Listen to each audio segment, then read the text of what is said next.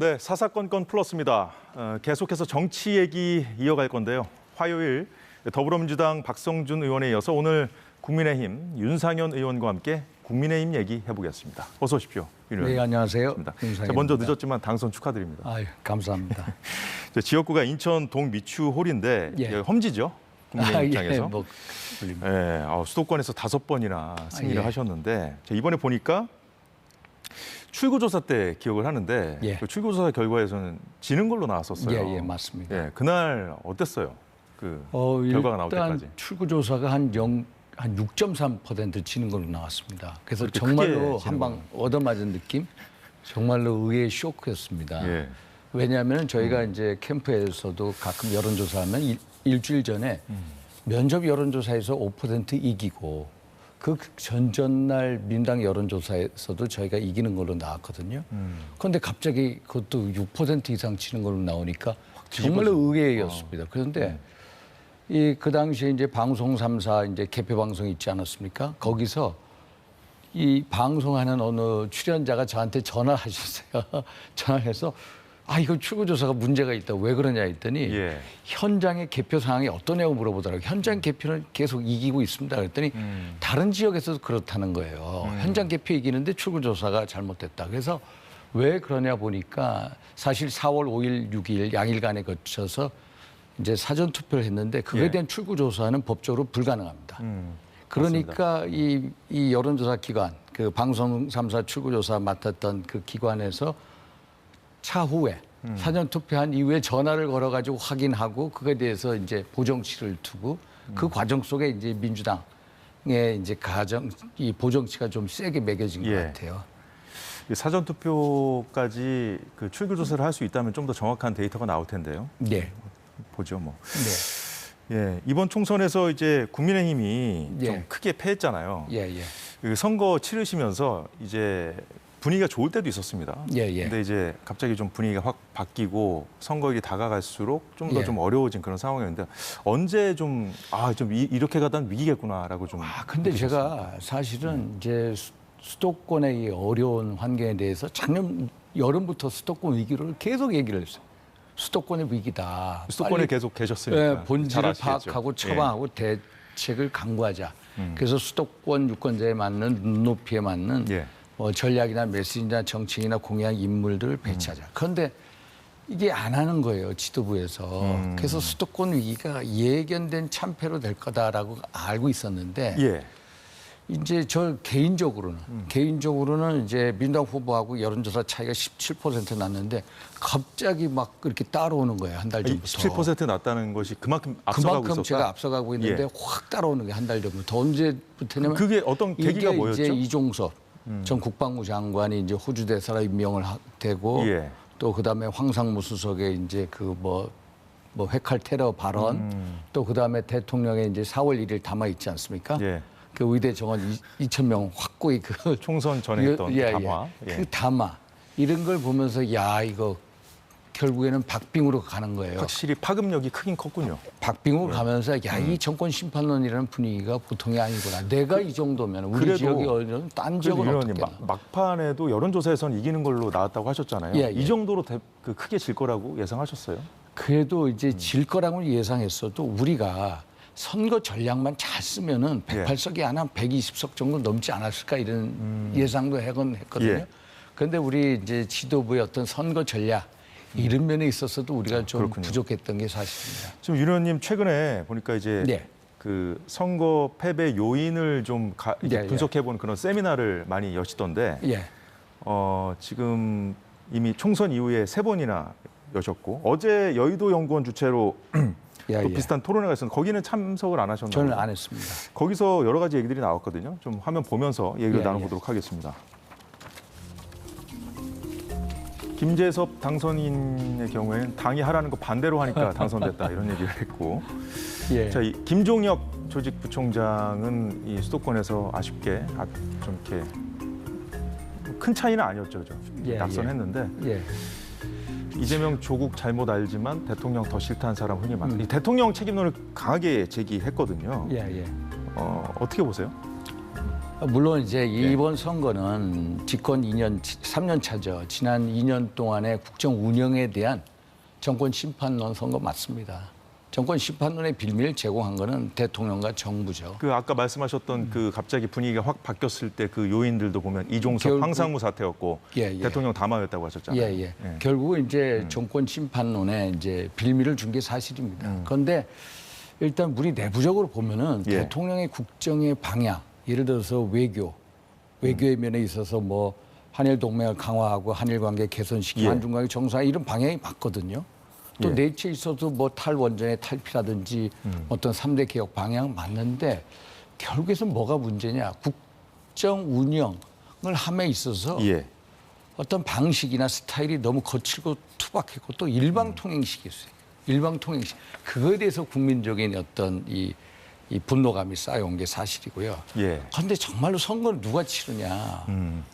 당이 치르는 겁니다. 그렇죠. 민당하고 싸운 건 당입니다. 당이 선거를 치르는 데 있어서 보면은 우리가 왜 비대위라고 그랬습니까? 이런 정권 심판론에 대비하기 위해서 비대위라고 칭을 했습니다. 그게 비대위 성격의 한동훈 비대위원장의 지도부가 들었었는데 제대로 된 싸움을 하지 못했다는 겁니다. 우리가 전략 같은 거나 메시지나 예를 들어서 저쪽에서 뭐 정권 심판으로 나오는데 우리도 뭐 2조 심판으로 간다든지 저는 사실 한동훈 위원장의 인기가 되게 높으니까 그 인기를 하나의 전략으로 쓰자 해가지고 좀 너무 단순하게 나갔다? 한동훈 위원장이 매일 어디 지역을 어떻게 가느냐 피켓을 갈고 오늘은 미추홀구 내일은 뭐래서 목동 이런 식으로 가면서 언론인들한테 알리지 말자는 겁니다. 알리지 말면은 전부 일반 사람들이 알아가지고 그걸 다 찍어서 SNS 기재가 되거든요. 그런 식으로 해서 한동훈 위원장의 어떤 개인기를 이렇게 계속 이어나가게 하는 한동훈 숨은 그림 찾기 이런 식으로 캠페인을 하는 것도 하나의 방법이고 무엇보다도 선거는 당이 전면에 나서야 됩니다. 정부에 대한 심판론이지만 선거는 당이 치는 거다. 그러면 당이 앞에서 주도하는 면을 보여주고 대통령실이 뒤에가 있어야 되는데 아까 말씀한 것 같이 이종석, 황상무, 의대, 뭐 정원, 증언 문제 전부 다 대통령실이 앞에 나온 거. 그러면 그 속에서도 제가 계속 제기한 게 뭐냐면은 의대 정원 문제에 있어서도 한동훈 위원장이 주도적인 역할을 해라. 그래서 제가 그 당시에 이제 페북에다 메시지 낸 게 우리 당에 의사 출신의 후보자들 있지 않냐. 안철수나 인유한 이런 분들을 TF팀을 만들고 결국 한동훈 위원장이 주도로 대통령실과 정부하고 의료계하고에 중재하는 그런 역할. 근데 한동훈 전 위원장이 중재자 역할을 좀 하겠다는 얘기도 했었고 그리고 뭐 숫자에 연연할 문제가 아니다. 이런 어떻게 보면 좀 용산이 좀 불편해할 수 있는 그런 발언도 했었고 또 아까 말씀하신 그 대통령 담화 당일에 그날에만 2번이나 비대위원장 이 담화 보고 내가 사퇴하겠다 이런 얘기를 한 사실도 뒤늦게 좀 알려지고 있는 상황이거든요. 그리고 말씀하신 안철수 의원 그리고 인요한 혁신위원장도 나서서 좀 뭔가 좀 발언을 했었고 노력을 안 한 건 아니지 않습니까? 말씀하신 대로 결국은 이게 뭐냐면요. 한동훈 위원장한테 제가 기대를 많이 한 이유는 대통령하고의 두터운 신뢰 속에 허심탄회한 대화를 할 수 있는 그나마 여권 내 유일한 분이다라는 생각을 한 거예요. 그러면 진짜 두터운 신뢰를 가졌으면은 대통령을 찾아가서 설득을 시켜야 되는 겁니다. 만약에 현재 민심이 이렇다. 그 지지자들이 그런 걸 좀 많이 좀 기대하지 않았을까요? 저도 그걸 기대했어요. 예전에 보면은 그 전두환 노태우 두 분이 어떤 6.29라는 작품을 만들지 않았습니까? 결국 그런 식의 제2의 6.29를 만들 수 있는 조건이 두 분 사이에 있다라고 저는 판단했거든요. 그러면 두터운 신뢰를 가지고 대통령을 찾아가서 현재 민심이 흐름이 이렇습니다. 객관적인 데이터를 보여주고 그래서 대통령께 제가 앞에서 주도하고 뒤에서 백업하는 모양새를 취해 주십시오. 만약에 이게 안 됐을 경우 총선에서 실패했을 경우에 그 끔찍한 상황에 대해서 설명하면서 이런 식의 어떤 이 두 분 간의 호흡 그래서 약속 대련 일종의 약간 좀 호흡이 아쉽다 이런 말씀이시죠. 이런 게 좀 아쉽습니다. 이제 앞서 말씀드린 대로 세미나 이제 계속 진행하고 계신데 이번 총선의 참패의 원인을 진단을 꾸준히 해오셨잖아요. 본인이 생각하는 쇄신책은 뭡니까? 쇄신 전면적인 혁신할 수밖에 없습니다. 가장 큰 문제는 일단 우리 당이 영남 중심당으로 너무 쪼그라들어 있습니다. 누구는 뭐 영남 자민련이라고 하는데 정말 쪼그라들어 있습니다. 어떻게든 우리가 외연 확장을 해야 됩니다. 외연 확장. 저는 이게 박정희 정신이라고 봅니다. 박정희 정신이 가난해서 어떤 풍요를 창조하고 무에서 유를 또 만들지 않았습니까? 예. 그 영남이 우리 보수의 심장이면은 영남다움으로 국한된 게 아니라 박정희 정신을 가지고 수도권이나 중원으로 나아가자.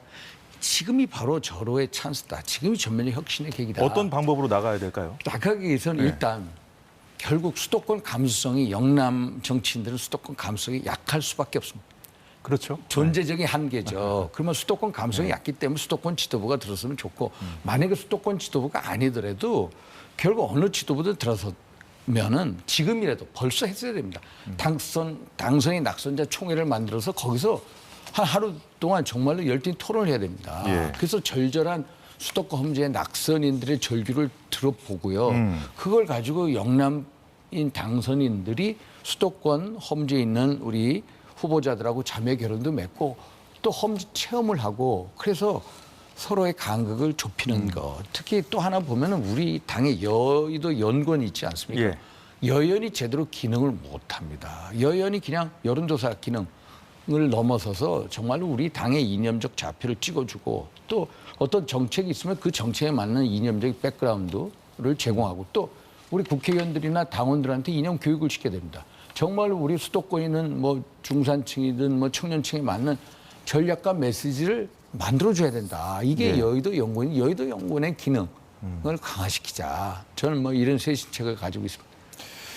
여의도 연구원의 기능을 예. 하자. 일단 그러면 당이 당장 좀 바뀌는 모습, 대통령도 변하는 모습, 뭐 이런 모습을 이제 당선인들도 그렇고 수도권 중심으로 낙선자들이 많이 지금 주문하고 있지 않습니까? 어떤 노력이 당의 변화는 모습은요. 사실 변화는 이미 시작됐습니다. 대통령이 먼저 선제적으로 이재명 대표에게 전화를 하고 만나자고 제의를 하고 또 29일 날 월요일 날 2시에 만날 예정돼 있지 않습니까? 변화가 이미 시작됐습니다. 그러면 우리 당이 먼저 대통령보다 당이 먼저 선도적으로 변화의 물꼬를 띄어야 된다. 변화의 물꼬를 트기 위해서는 뭐냐? 예. 지금이야말로 혁신위원회가 필요한 때이다. 혁신형 비대위로 가야 된다는 생각을 우리 당에 있는 분들은 과거 비대위 하면은 뭐 이제 성공한 예가 거의 없습니다. 성공한 예는 김종인 비대위 정도라고 얘기를 하거든요. 그러니까 비대위에 가는 거에 대해서 좀 이렇게 부담스러워하는데 정말로 혁신형 비대위로 가야 됩니다. 우리가 수도권 대참패를 겪지 않았습니까? 예. 이게 제가 말씀드린 예정된 참패였고 또 이게 1987년 민주화 이후에 이런 식으로 대참패를 경험한 적이 집권 여당은 처음입니다. 또 보수 정당이 3차례 이 정도로 참패한 경우도 처음이고 또 우리가요 2000년부터 이렇게 수도권 선거를 보면 이긴 적이 딱 한 번 2008년에는 없습니다. 그 수도권에 좀 그 수도권 인물이다라고 이렇게 국민들이 받아들일 만한 그런 인물 몇 명 배치한다고 될 수 있는 문제는 아니잖아요. 인물도 배치를 해야 바꿔야 되고요. 될까요? 그러니까 네. 수도권에 인물도 배치하고 예를 들어서 또 전략도 써야 되고 메시지도 나와야 되고 이제 총체적인 그림을 그려 나가야 됩니다. 이 그림을 그려 나갈 수 있는 것은 결국은 이제 여의도 연구원의 기능 강화를 시키는 수밖에 없다. 예. 근데 이제 앞서 이제 총선에 진 그 원인 얘기하실 때도 말씀을 하셨습니다마는 이게 정책으로 승부하고 인물로 승부하고 이게 어려운 것이 요즘에는 정말 그 스마트폰 세상이 되면서 정말 그 이슈가 되면 확 달아오르거든요. 야당의 공세가 만만치 않습니다. 맞습니다. 그래서 그것 때문에 패했다고 보는 의견들도 있거든요. 이제 대통령의 여러 가지 뭐 이렇게 여권의 이런저런 문제들 이렇게 제기하는 의견도 있지만 거기에 당이 너무 대처하지 못한다는 그런 의견도 있어요. 그러니까 그게 일종의 정무적인 판단 능력입니다. 정무적인 판단 능력. 결국에 어떤 사건이 터졌을 때 선제적으로 빨리 대응을 해야 되는데 빨리 대응하고 빌미를 주지 않는 것도 빌미를 능력이죠. 주지 않는 거. 그리고 어떤 빌미가 생겼을 때 빨리 덮는 대처 능력. 이게 결국은 정적 판단 능력인데 타이밍도 중요하고요. 타이밍도 그게 이제 대통령실이나 우리 또 여당이나 이게 약한 겁니다. 지난번에 뭐 875원 대파 파동 났을 때 대통령이 다른 데는 좀 다를 거다라는 얘기를 했습니다. 그런데 875원 대파 이것만 그러니까 국민의힘에서 정책 공약 같은 거 아무리 얘기해봐야 미디어에서 막 대파 나오고 대파 논쟁으로 하니까 그냥 되겠어요? 덮어버린 겁니다. 그 말 한마디에 다 덮어버리고 정권심판위라는 그 분위기 속에 어떤 인물 경쟁력, 정책 선거, 공약 선거가 다 묻혀버리는 선거. 이번 선거 아주 특이한 선거고 역대로 보면요. 국회의원 총선을 보면은 보통 인물 보고 찍냐, 당 보고 찍냐 이 비율이요. 보통 25 비슷했습니다. 근데 이번 선거는 40% 이상이 당 보고 찍은 선거입니다. 결국 윤석열 정부 여당을 심판하겠다는 그런 성격입니다. 40% 지금 이상. 끝으로 한 가지만 여쭤보겠습니다. 이제 국민의힘 총선 낙선자 예. 100명 이상, 160명. 예. 이제 많은 인원인데 단체 채팅방을 개설했어요. 이분들이 좀 예. 약간 좀 세력화하는 그런 분위기가 있는데 이 흐름은 어떻게 보십니까? 아, 저는 대단히 찬성합니다. 이게 수도권 위기를 정말로 실체적으로 체험한 분들입니다. 수도권에서 패한 분들이 패한 많이 분들 계시겠죠? 위주로 거의 패한 분들 위주로 있는데 결국 우리 당의 문제가 뭐냐면은 이제 위기에 이제 수도권 감성이 약한 영남 중심의 당 체질을 개선해야 되거든요. 개선할 수 있는 거 저 혼자 아무리 당에서 떨고 있지 않습니까? 안 들리는 겁니다. 왜? 자기가 몸소 못 느끼기 때문에. 그래서 160여 분 수도권 원외위원장들이 중심이 돼서 어떤 이 분위기, 혁신의 분위기를 이어가는 거 정말 환영할 만한 일이고 이게 당 혁신의 마중물이 되고 예. 정말로 이분들의 목소리가 커지면 커질수록 이분들의 목소리가 반영이 되면 될수록 우리 당의 혁신의 가능성은 커진다라고 예. 봅니다. 긍정적으로 보시는 거죠? 저는 아주 긍정적으로 지금 봅니다. 상황은 어렵지만. 예. 알겠습니다. 지금까지 국민의힘의 윤상현 의원과 함께 국민의힘 상황과 전망해봤습니다. 고맙습니다. 감사합니다.